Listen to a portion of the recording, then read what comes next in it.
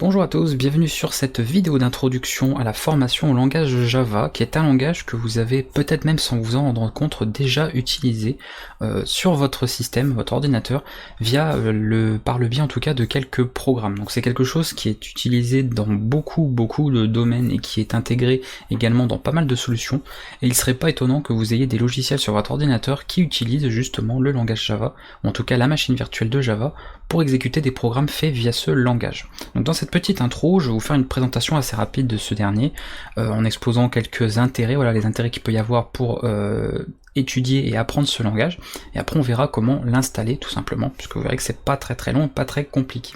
Alors on va ouvrir directement une page de Java, vous voyez ici, on va aller sur le site Java, voilà, grosso modo, même si bon, je vais principalement vous faire un petit détail, donc voilà un petit peu, c'est peut-être des choses en tout cas qui vont parler à certains, que ce soit au niveau du logo, qui ressemble à une tasse de café, avec un peu de fumée, ce genre de choses. Donc c'est peut-être un nom qui vous dit quelque chose, c'est peut-être même un langage que vous avez déjà abordé, ou vous avez déjà des logiciels qui se sont servis de ce dernier.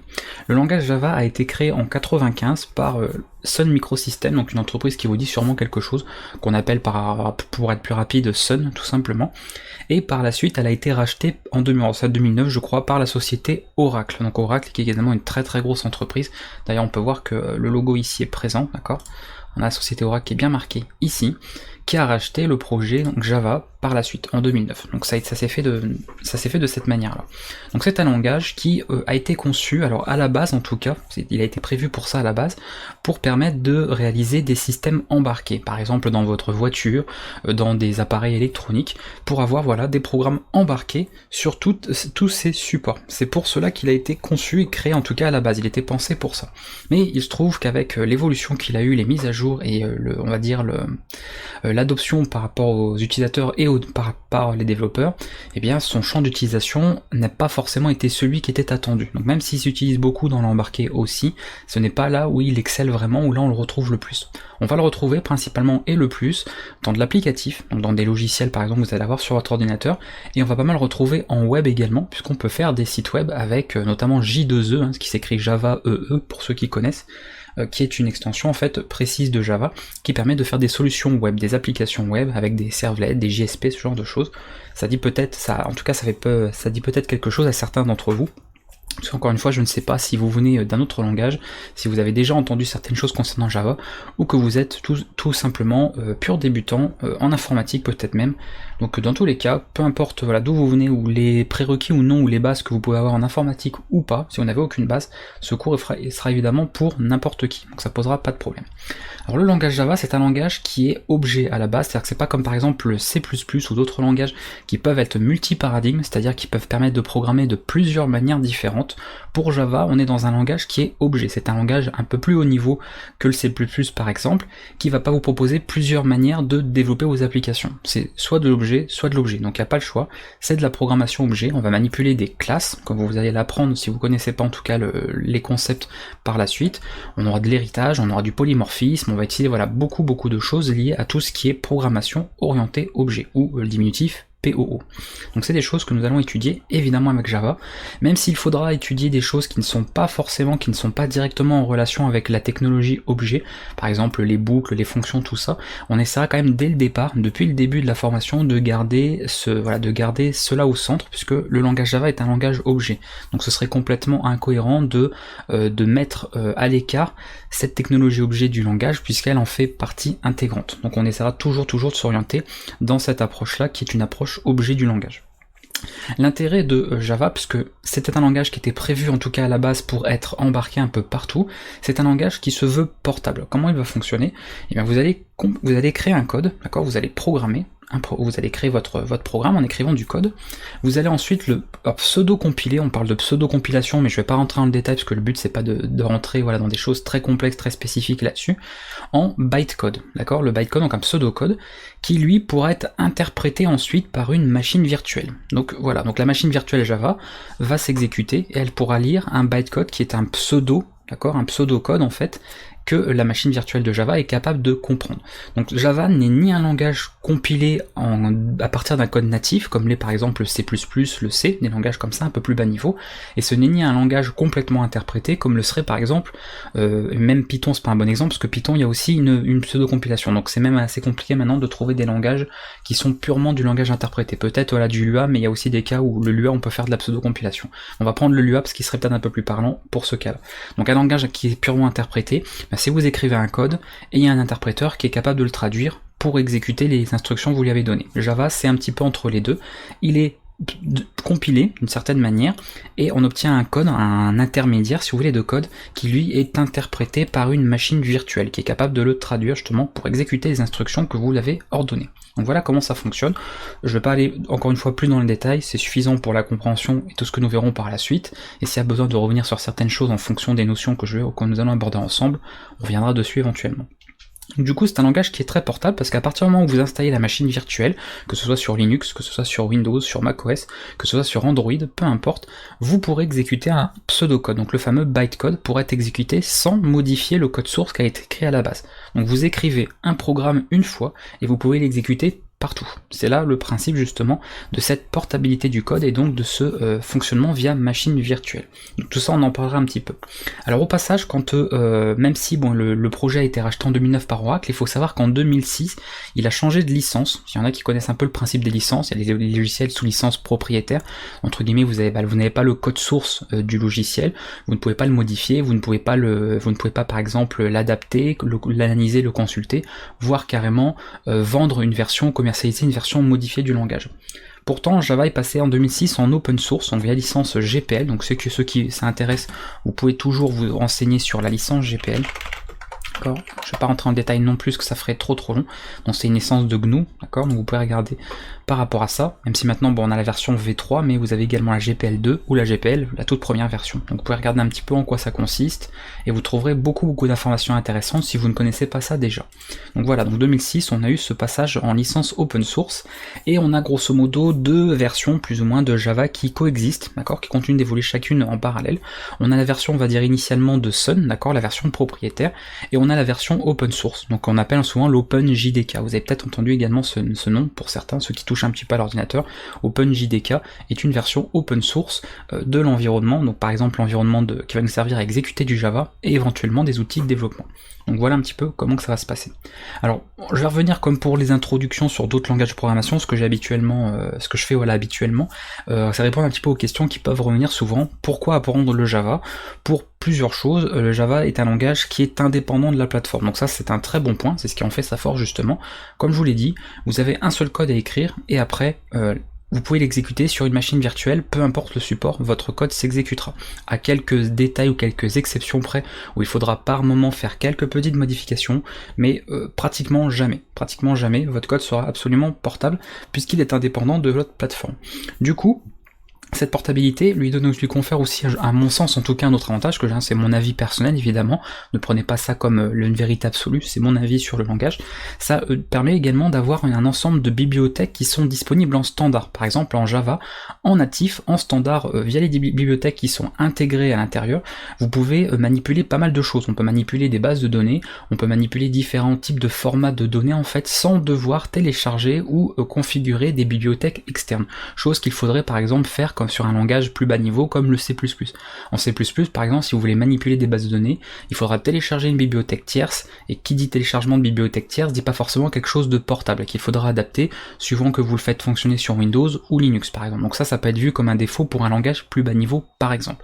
Donc c'est un avantage, en tout cas il faut voir comme ça, un avantage du langage Java, parce que si vous avez besoin de manipuler des choses assez particulières, des infrastructures assez particulières, a priori, dans pratiquement tous les cas, Java possède déjà tout ce qu'il faut en standard. D'accord, c'est un langage qui a un ensemble de bibliothèques qui sont très vastes. D'ailleurs, il est impossible qu'un jour vous connaissiez toutes les bibliothèques de Java, tout ce qu'il propose, puisqu'il y en a énormément. Il y a vraiment des choses pour faire du web, de la base de données, pour faire de l'applicatif, pour faire de la 2D, de la 3D, du réseau. On a tout un tas de choses et pratiquement tout est déjà disponible en standard. Donc pas besoin de commencer à télécharger des trucs faits par d'autres personnes ou des bibliothèques externes. vous avez déjà ça qui est disponible en standard et ça peut être quand même assez agréable par rapport à ça. Donc voilà, j'ai envie de dire les deux gros points essentiels de Java. S'il fallait donner deux gros avantages de ce langage-là, deux atouts, c'est son indépendance vis-à-vis de vos plateformes et le fait qu'il y ait énormément de fonctionnalités disponibles en standard. Donc pas besoin de télécharger autre chose à part. Le problème, c'est qu'évidemment, comme tout langage de programmation, parce qu'il n'y a aucun langage parfait, vous le savez, je pense maintenant, par rapport à toutes les vidéos que je publie sur la chaîne, c'est que les qualités d'un langage génère forcément des défauts aussi. Le souci avec Java, enfin le souci c'est simplement parce que il est conçu comme ça, donc il peut pas tout faire, il n'est pas parfait, c'est que vous n'avez pas possibilité de gérer la mémoire. Si vous voulez par exemple faire un programme qui gère la mémoire très spécifiquement, donc qui fait de la programmation on va dire plus bas niveau, de la programmation système, ça ne sera pas possible en Java, là où par exemple le C++ le permettrait. Donc voilà, c'est même pas un inconvénient, j'ai même pas envie de dire que c'est un inconvénient, c'est juste que c'est une limite du langage. Là, parlons plutôt de limite plutôt que d'inconvénient ou de défaut, parce que c'est pas un défaut, un inconvénient, c'est qu'il est pas conçu de toute façon pour faire de la programmation système ou de la gestion de mémoire.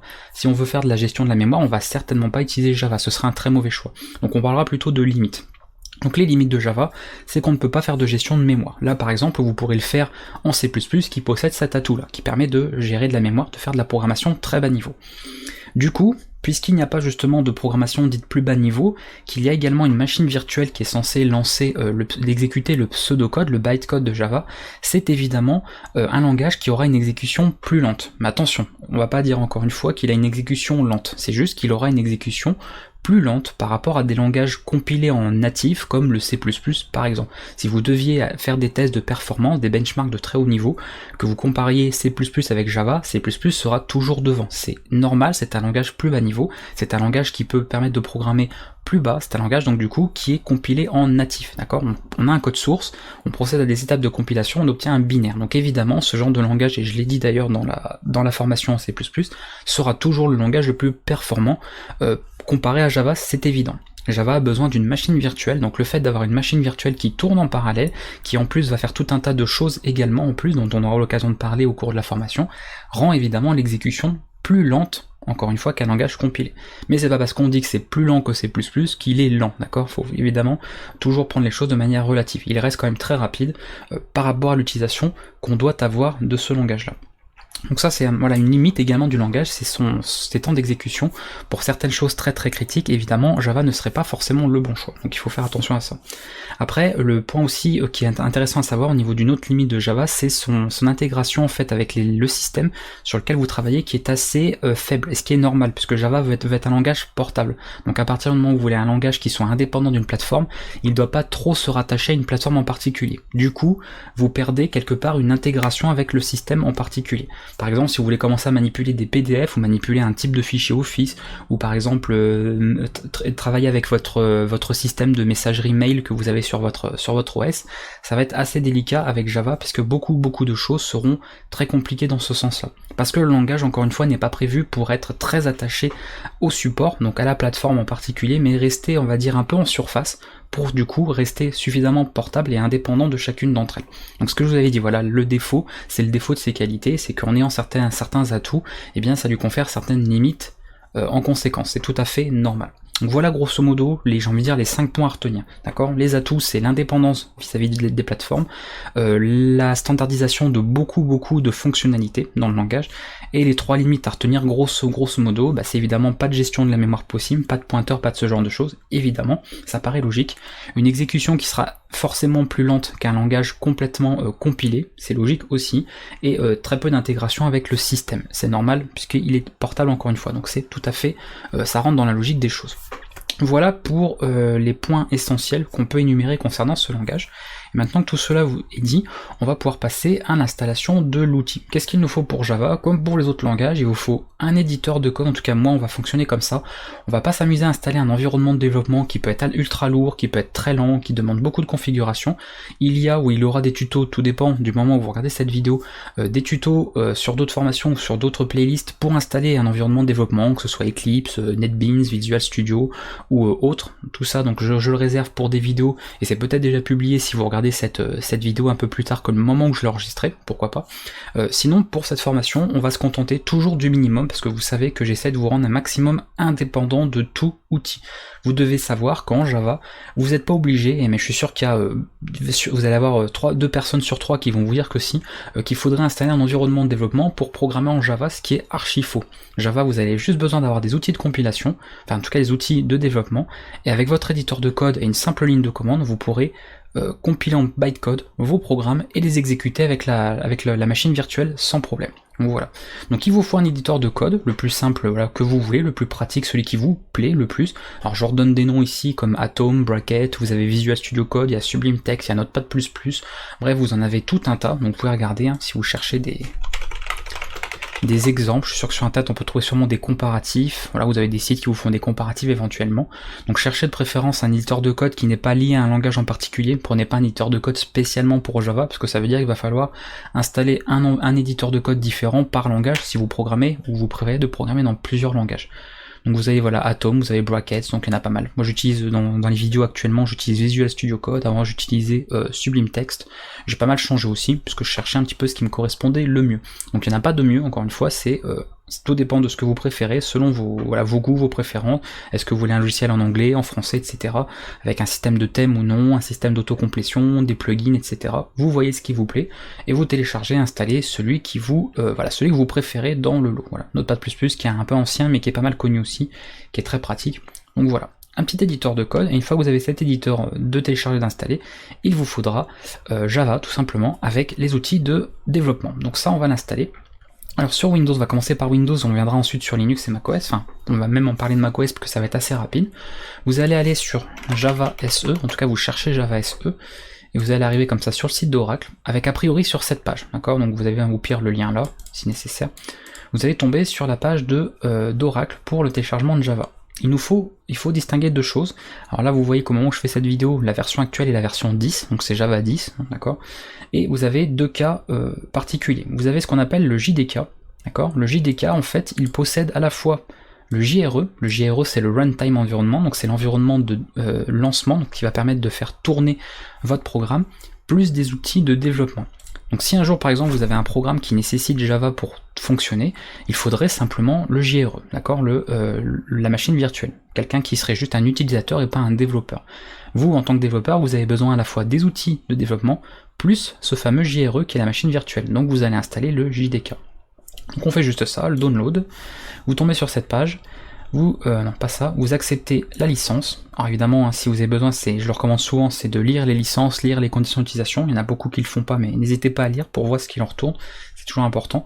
Et vous pouvez choisir la plateforme. Donc si vous êtes sur Windows, vous téléchargez ce fichier-là, c'est un exécutable. Si vous êtes sur macOS, vous pouvez prendre l'exécutable DMG. C'est un exécutable aussi pour votre système. Donc logiquement, ça devrait s'installer très simplement. Pour Linux, vous pourriez passer par là, mais c'est un petit peu plus délicat, donc on va venir de toute façon sur un système Linux pour vous montrer comment installer ça en ligne de commande. Ce sera plus pratique parce que c'est assez complexe, ça peut être assez embêtant, assez déroutant d'installer Java comme ça via le package, donc on verra ça autrement. Alors du coup sur Windows, il s'appelait comment? JDK,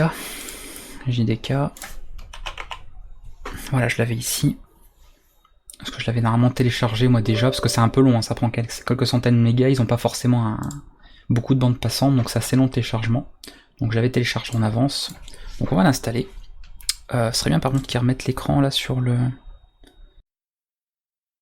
Donc voilà, on est sur l'interface, donc vous avez évidemment l'installateur qui démarre, vous faites Next, vous laissez par défaut, donc vous voyez, hein, le JRE est ici, les outils de développement, vous avez même le source code, enfin le code source de Java, mais bon, nous ça ne nous intéresse pas.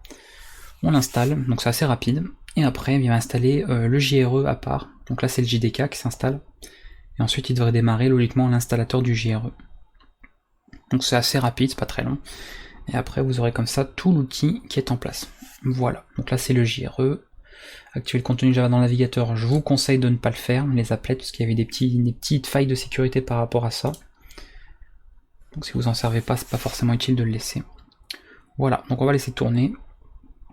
Une fois que l'installation sera faite, vous aurez l'outil d'installer et on verra une petite particularité pour activer Java dans la variable d'environnement. C'est évidemment important de le faire, qui nous permettra de l'utiliser en ligne de commande, hein, comme on le fait habituellement avec tous les autres avec les autres langages de programmation si vous suivez évidemment d'autres formations. Donc on activera tout ça, qui va pas le faire tout seul, contrairement à Python par exemple, où il vous permettait d'ajouter le chemin de des exécutables, notamment de l'interpréteur à la variable pass. Voilà, donc une fois que c'est installé, ça, on va aller sur programme, je dois avoir Java quelque part ici, voilà Java.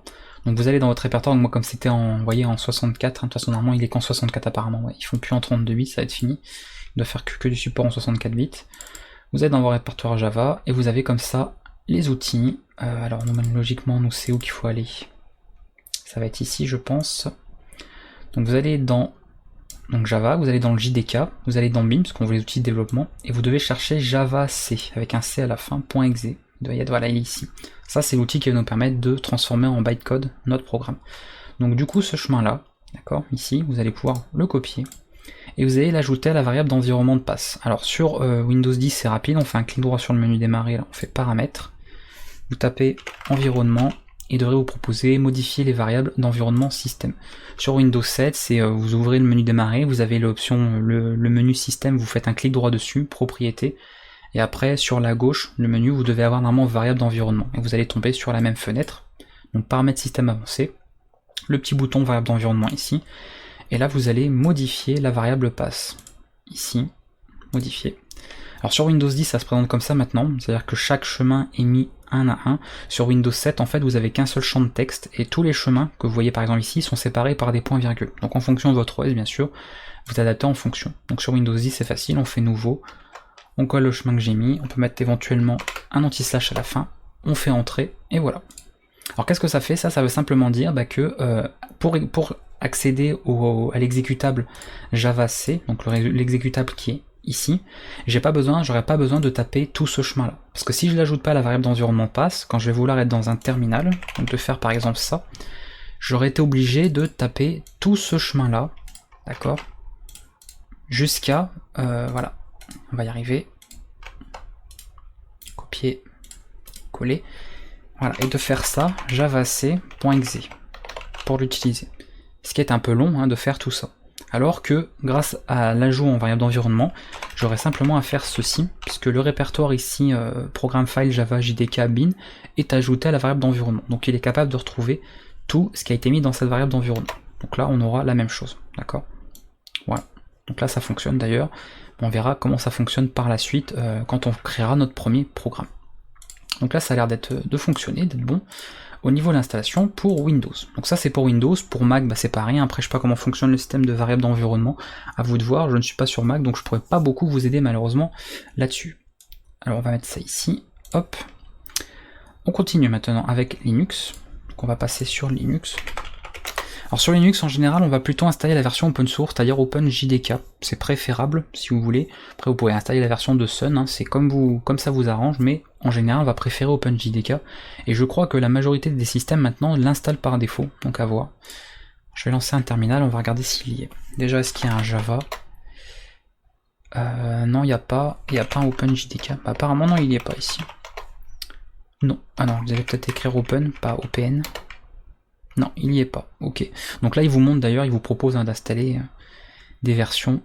Donc ça si vous savez pas quoi installer, parce qu'évidemment il ne faut pas faire un truc au pif non plus, on va aller sur internet, je vous montre pour ceux qui ne sauraient pas forcément, et on va aller sur la doc. Donc si vous êtes sur une distribution, que ce soit Debian, Ubuntu, Linux Mint, comme là c'est une version sous Budgie Desktop, donc c'est une Ubuntu derrière, enfin bref une version basée sur Debian à la base, ou Ubuntu, vous pouvez aller dans la doc, vous faites doc Ubuntu, et ça vous aurez souvent tout ce qu'il faut comme aide pour installer les choses, même si c'est pas tout le temps complètement à jour, parce qu'il faut forcément que ce soit tenu à jour. Et là avec Java, normalement vous avez ce qu'il faut pour installer OpenJDK, parce que je sais pas quelle version est dans les dépôts. Je pense pas que ce soit la 10, je pense que ça va être la 8 ou la 9 peut-être, mais voilà. Alors est-ce qu'il propose plusieurs choses? Donc il vous propose voilà, de les installer, d'installer plusieurs versions, parce que vous pouvez faire cohabiter plusieurs versions si ça vous chante, mais non on va rester sur quelque chose de simple, notamment OpenJDK, peut-être installer celui-là d'ailleurs. Voilà, donc l'implémentation libre, OpenJDK, donc c'est ce qu'on veut. Cette page, on va voir là-dessus. Donc vous voyez, ils ont séparé, vous avez la version propriétaire de Java, ici Oracle, et vous avez l'implémentation libre OpenJDK, si vous voulez. Donc on va prendre plutôt OpenJDK. Et apparemment c'est la 9. Ah, ils ont la 9 apparemment. Donc vous avez une version par défaut, sinon vous pouvez installer une version en particulier. Maintenant on va installer du coup default JDK. Ça devrait le faire. Ok. Alors on y va. Sudo pt-get update, on va mettre à jour les paquets. Déjà. Si vous êtes sur Arch Linux ou une autre distribution, c'est que vous êtes sur quelque chose déjà d'un peu plus compliqué à l'usage, donc vous pourrez vous débrouiller, je pense, si vous avez installé, si vous êtes sur ce genre d'OS Linux, c'est que vous saurez a priori vous débrouiller tout seul pour installer le bon paquet. Donc là je m'adresse à ceux qui sont plutôt sur Ubuntu ou autre. Install, et c'était default JDK, c'était ça. C'est bizarre d'ailleurs qu'ils aient appelé ça comme ça. Ok, c'est ça, donc a priori la version par défaut qui m'installe c'est la 8. Mais bon, peu importe, de toute façon. On va pas forcément utiliser encore une fois des fonctionnalités qui sont arrivées qu'avec Java 10, parce que ça veut dire que si vous êtes sur Java 8, et ce sera sûrement la majorité d'entre vous, ça ne fonctionnerait pas. Donc, comme je vous l'ai dit, Java, il y a énormément de choses disponibles en native, donc on ne verra évidemment pas tout sur la formation. On étudiera les concepts de Java, on étudiera quelques bibliothèques en standard parce que sur des choses assez intéressantes à faire, et après s'il y a d'autres choses que vous voulez apprendre, ce sera à vous de l'apprendre par vous-même, en autonome. On ne pourra pas faire une formation de 300 séances qui aborderait peut-être ne serait-ce que 10% du langage, parce que c'est vraiment très vaste. Il y a énormément de choses. Donc là il fait l'installation, et après on va vérifier que JavaC fonctionne. Normalement ça devrait être le cas. Voilà, donc si vous avez tout ça qui s'affiche, c'est que c'est bon. Voilà, il vous met d'ailleurs comment ça fonctionne, l'usage. Ok, donc là vous voyez c'est installé, et on pourra du coup utiliser en ligne de commande. Donc là ce sera la même chose, que ce soit sur Windows, sur Linux, macOS. Il suffira de taper, on verra plus tard, JavaC, et on mettra quelques arguments derrière pour pouvoir convertir en pseudocode et après exécuter nos programmes avec la commande tout simplement Java. Simplement. Voilà pour l'installation, donc vous voyez c'est très rapide à configurer, c'est pas très long, et vous avez comme ça tous les outils qui sont prêts, peu importe votre OS. Si à partir de ce moment là il y a quelque chose qui est pas fonctionnel, si JavaC ne marche pas, d'accord, qu'en testant JavaC sur le terminal ça vous met pas la même chose que moi, n'hésitez pas à laisser des commentaires, on verra, et de bien reprendre toutes les étapes, voir si vous n'avez pas oublié quelque chose. Donc Windows, faut pas oublier d'ajouter sur la variable d'environnement pass le chemin. Sur macOS, je pense que c'est comme pour Linux, a priori il ne doit pas y avoir besoin, il doit pouvoir le faire tout seul, et Linux vous avez vu que c'était géré tout seul par défaut comme un grand, donc pas de problème à ce niveau-là. J'espère que ça a été suffisamment explicite, je vous ai fait je pense une présentation suffisamment détaillée du langage, même si on aura l'occasion de rentrer un peu plus dans le détail par la suite. Je vous attends du coup pour la prochaine séance où on créera notre premier programme en Java. Je vous dis à bientôt pour la suite de ces vidéos.